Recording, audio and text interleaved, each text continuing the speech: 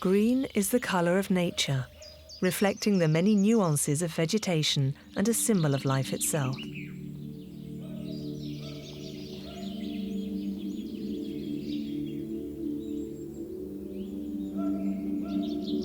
Green, like the Ifrane forest, the most beautiful cedar forest in Morocco, where Barbary macaques live in total liberty.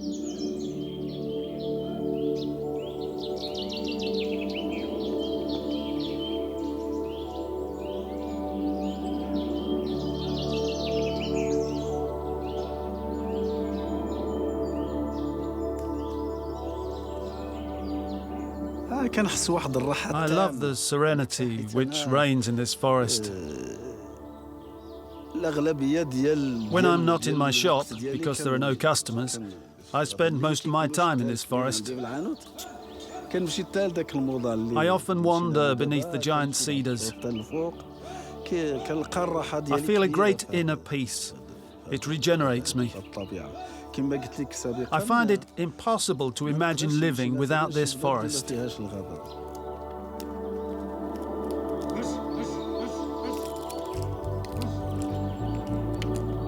With the first rays of sunlight, the macaques come down from their trees and spread out in the clearings to warm up.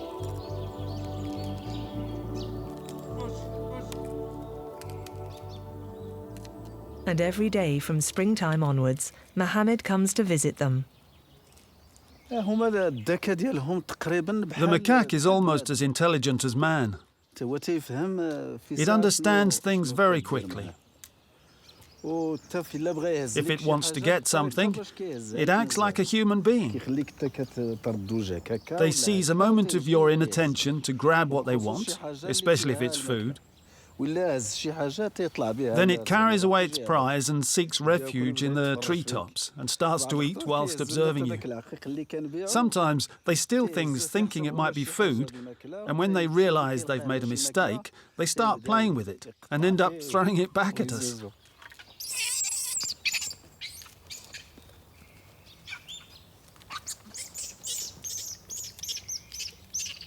These playful, gentle macaques are the soul of the Ifrane forest. They are usually wild, but certain groups have learned to live alongside man.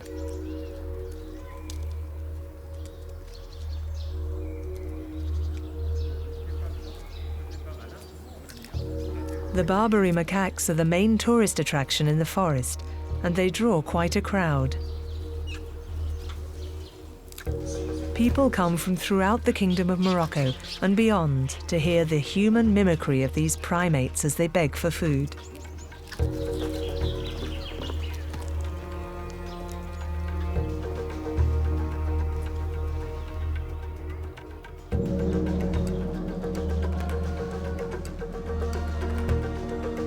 The natural habitat of these macaques of the Atlas Mountains is coveted for other uses.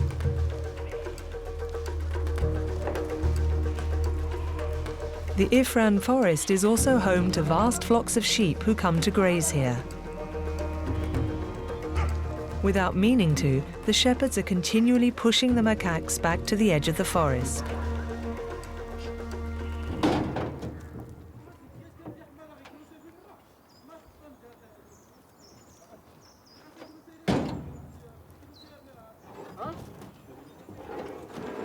Besides the sheep, commercial exploitation of the cedar, a valuable wood, is reducing the monkeys' territory yet further.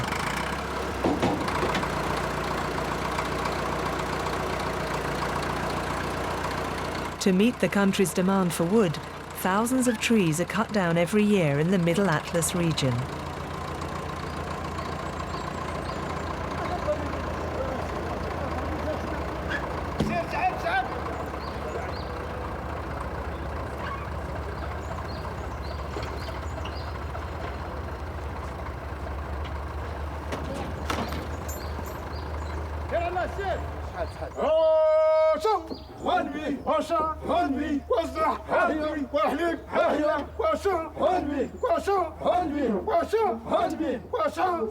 In the space of a few decades, man and machines have driven out the last wild animals from this forest.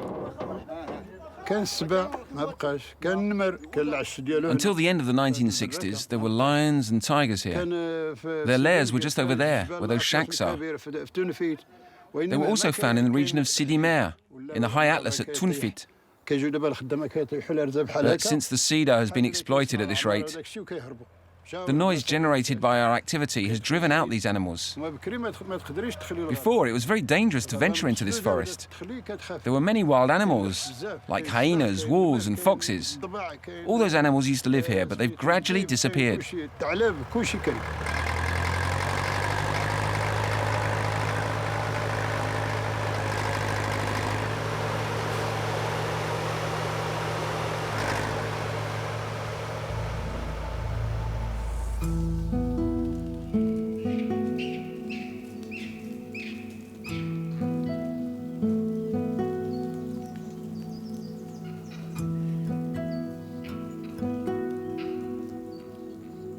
In the Ifran forest, there are still some protected areas for the Barbary macaque.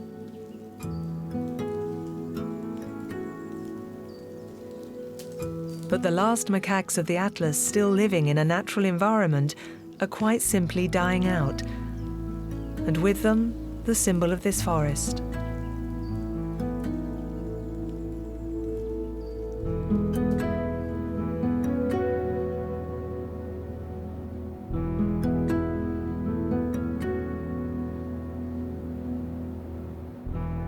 To the south of Fez, the 116,000 hectares of the Ifran National Park form the green lung of Morocco.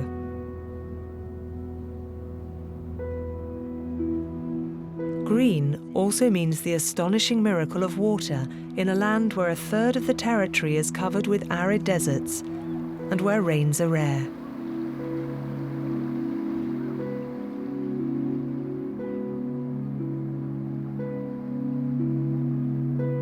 South of Ouarzazate, the most wonderful palm groves in the kingdom are to be found. They extend their luxuriant fronds in a long green ribbon for some 200 kilometers in an ochre and brown valley, the Drâa Valley.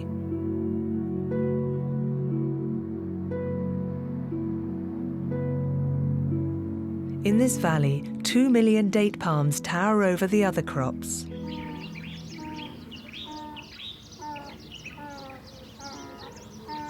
Beneath their fronds, these plants hide their golden fruit, which was once the staple food of the nomads and which features in every ritual in Moroccan life. Everyone here lives from the palm trees. People make a bit of money from them. Some make a good living out of it, but not many.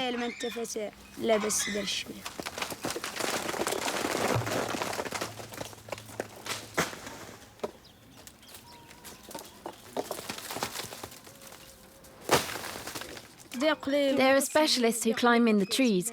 They make the dates fall onto a tarpaulin at the base of the tree.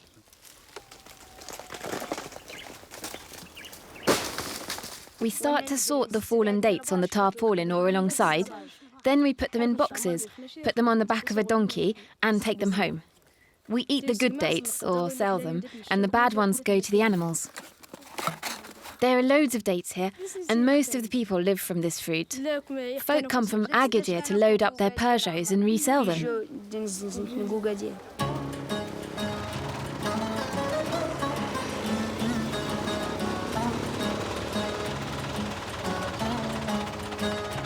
In Zagora, the palm grove is a hive of activity from early morning. There is no time to waste because the plants all need to be tended. Like the henna, a tricky shrub to grow and one which requires a great deal of attention. Henna is cultivated on small areas and is harvested 2 or 3 times a year before being dried in the shade.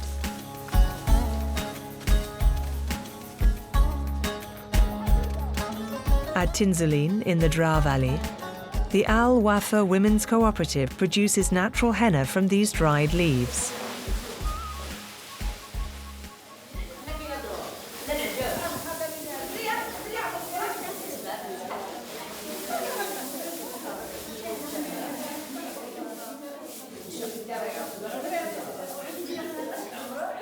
Around 30 women come to work here every day. Fatima, Jamila, Lubna, Najat and the others transformed this plant reputed for its many virtues. This cooperative owes its existence to the tenacity of its boss, Aisha, operating in a society where it is mainly men who make the decisions.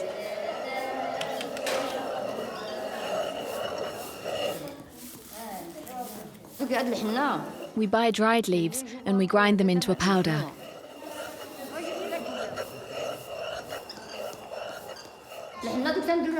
Henna is green when it is fresh, and it leaves a lovely red colour on the skin.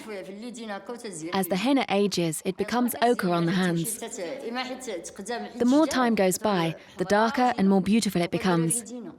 I mix henna with water, then put it on my hands and also on my head. We brush our hair and then wash it. But henna is mainly for parties.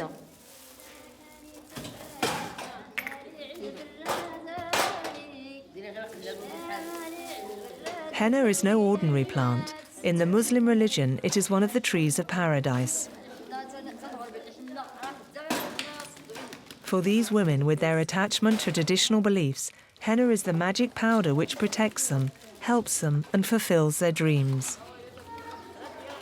Henna has fascinated and enchanted all Moroccan society for centuries. Henna is very important for us.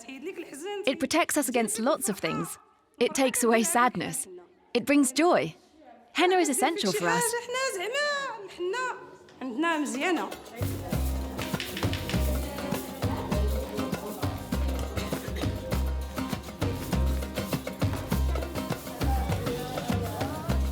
Although their products are still not sold everywhere in Morocco, the women of Tinzouline are very attached to coming here.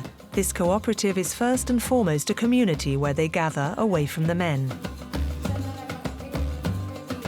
The Al Wafa cooperative is a small community of women who happily lead their lives with henna.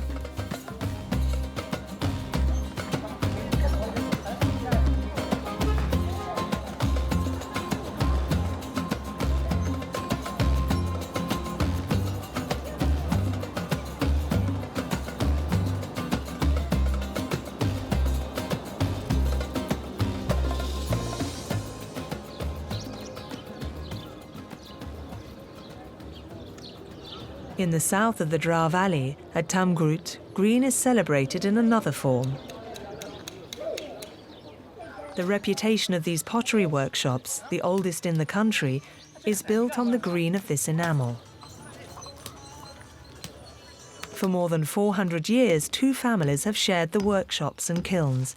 Here they make a typically rural kind of pottery. The green of Tamgrout is still made by hand, a legacy handed down over centuries, as Hamid explains. It's the legacy of our grandparents, and that's why we've kept this colouring for our pottery over time. Our aim is to always preserve the green pottery.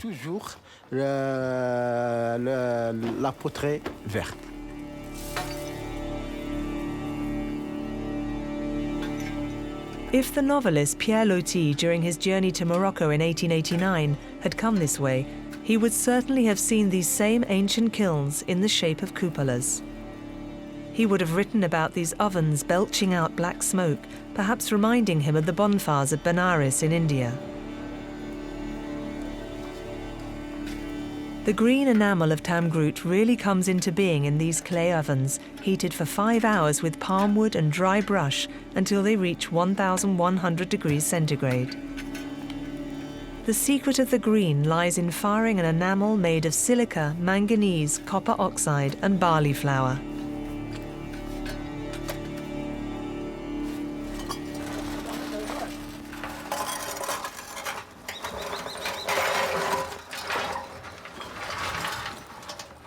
There are plates, jars, salad bowls, all types of bowls, candle holders, ashtrays. We've also kept the big mixing bowls because they are products which are generally used down in the southern region.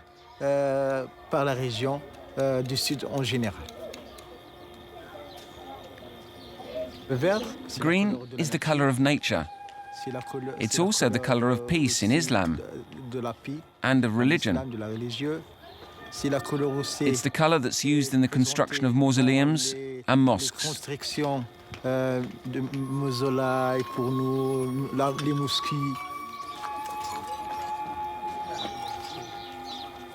In the Muslim world, green is primarily the colour of Islam.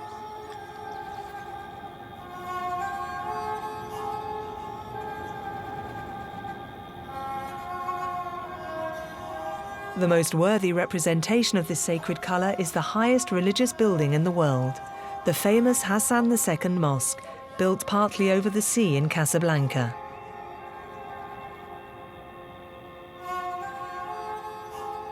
This is the monument of the century, the dream of a nation, fulfilled by the will of its king, the commander of the faithful, the late Hassan II, who built here one of the world's most amazing mosques.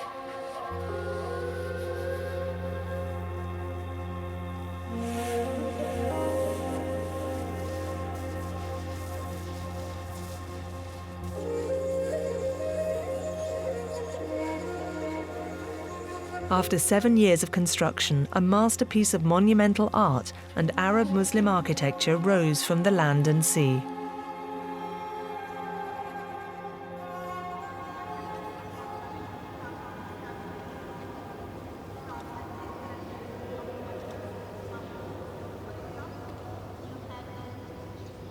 The king wanted a work of excess, and the best craftsmen in the kingdom toiled on this colossus of marble, granite and stucco.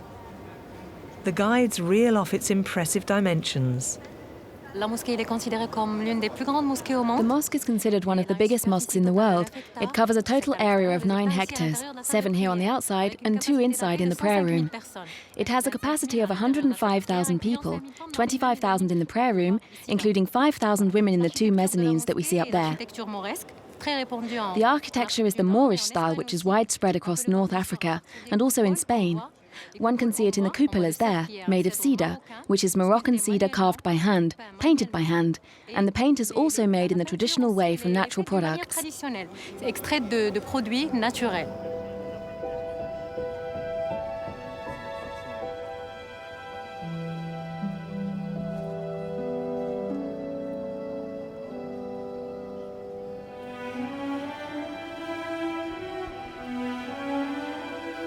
At a height of 60 meters, the heavy ceiling opens to allow the light in.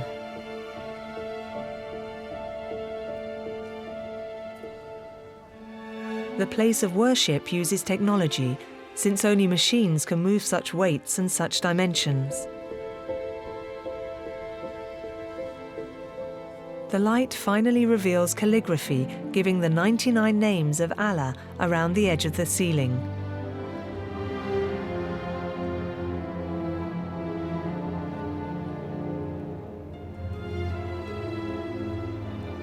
The Hassan II Mosque has a dazzling wealth of decoration. People come from around the world to see this monumental art that aims to defy time.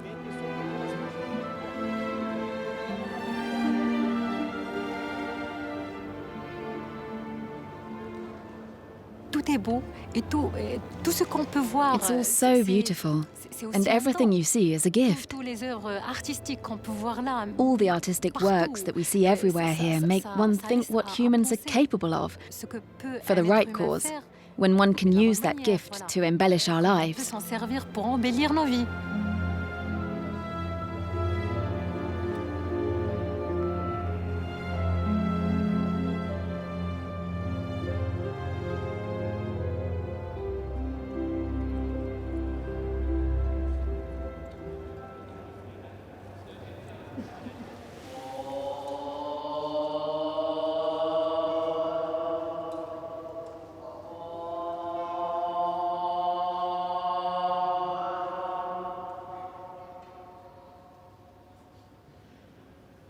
To pray, women enter by a door at the back of the mosque and go to the mezzanines. The men pray below in the central nave.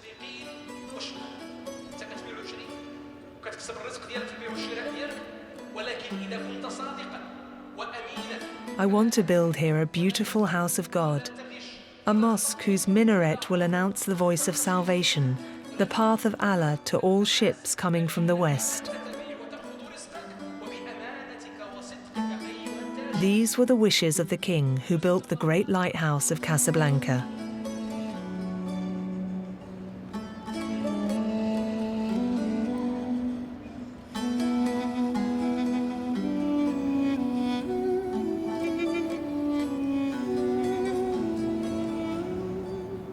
In the province of El Kalash-Ragna, a story is told of a holy man who lived a life of wandering from village to village to found mosques and Sufi schools. As his last resting place, this saint lay in a tomb in a village which 4 centuries later in the 1970s was covered by the waters behind a dam.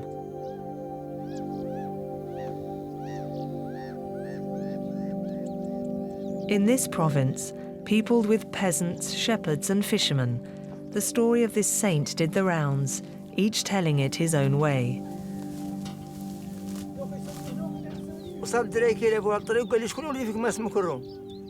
They left the village of El Gaba and walked as far as a huge cave on the banks of a river. It was inhabited by lions and lionesses. The sheikh addressed the beasts. "You have lived your time in this cave. Our time has come to live here. You must go." And the lions left. The man continued telling us this wonderful story, the hero of which is Saint Sidi Alal ben Enuiti. He spoke of a day when the heat was such that the man and his disciples decided to stop for a while in an absolutely deserted spot. When rested, the saint stood up and immediately a tree began to grow.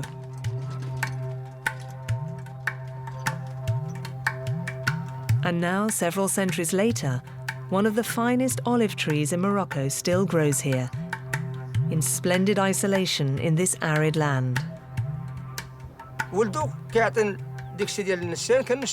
In this province, we are protected by our ancestors. If one of our cows falls sick, we slaughter it, and we can eat its meat without it making us sick. Likewise, we fear nothing from rabid dogs. When one of us is ill, we don't go to the doctor, but to our master, so that he cures us. This region is blessed with divine grace.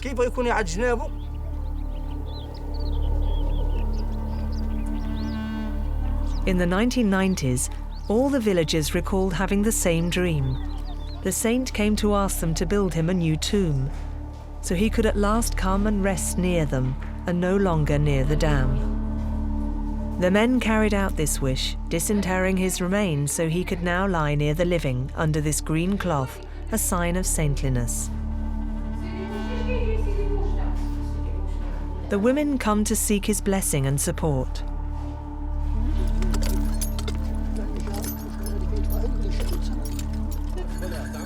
In honor of this saint, the men don their ceremonial costumes to pay tribute to him.